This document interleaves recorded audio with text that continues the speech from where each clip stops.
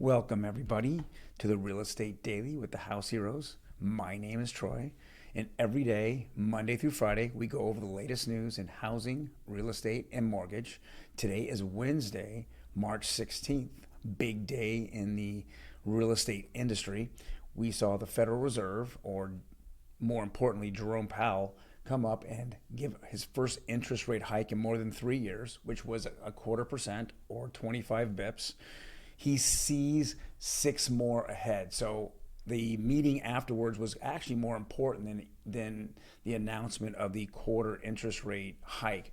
It's what he sees in the future. And as his news conference went, it was kind of choppy, and everyone made a lot of fun about how badly it was produced, and the web was just terrible.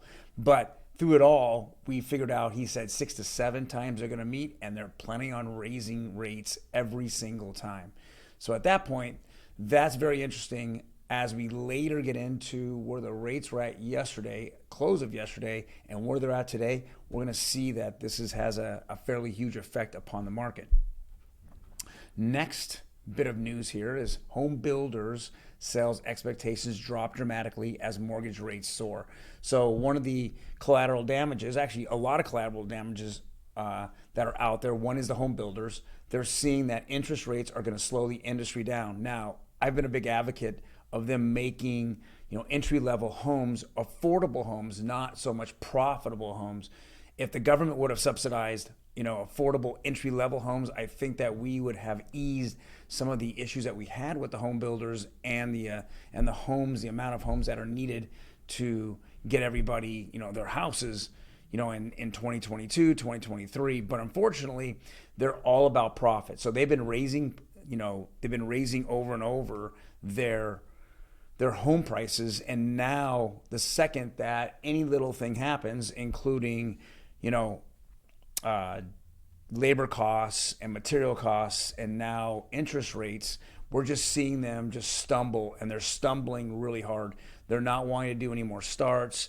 They're slowing down on all productions and builds. They're dealing with all the issues, and so the outlook on new home builders have just dropped dramatically, and we don't see any end in sight at this moment, especially when we're looking at 6 to 7 more rate hikes by the end of the year. Next bit of news here is the mortgage demand falls as interest rates surge. So this is all about mortgage interest rates, and we're going to be seeing this as a theme throughout 2022.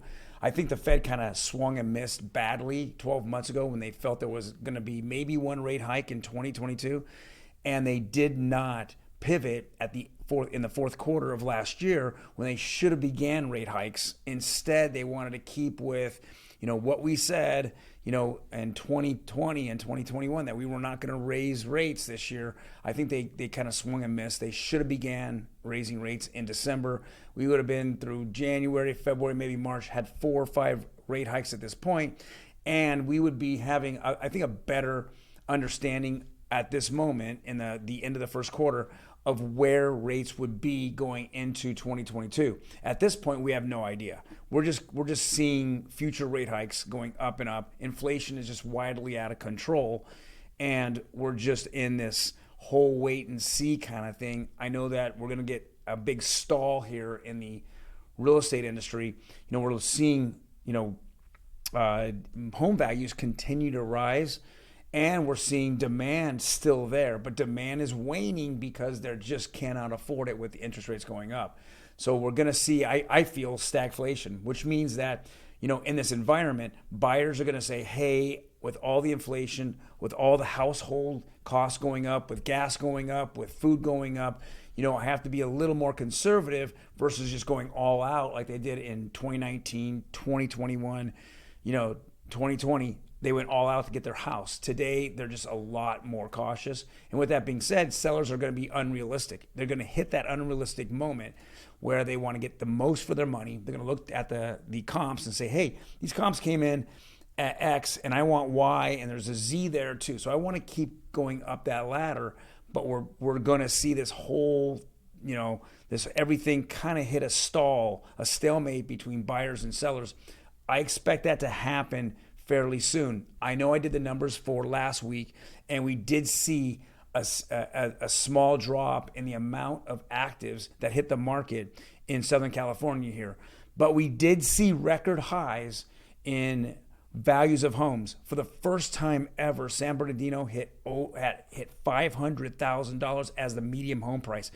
Let me say that again, $500,000 median home price in San Bernardino County. This is crazy. Obviously, this is the third straight week in a row that we've seen Orange County have $1 million or more as their median home price.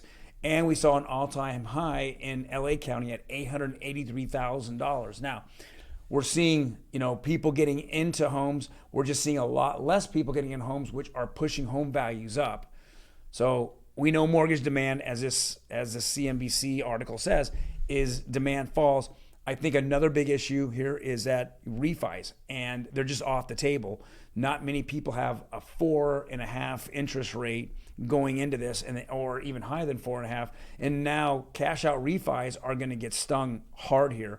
Anybody that bought a house in the last 2 or 3 years are going to have to see a significant raise in interest rates for them to actually pull money out of their house. And I think that I think the lenders are all going to tighten up as well.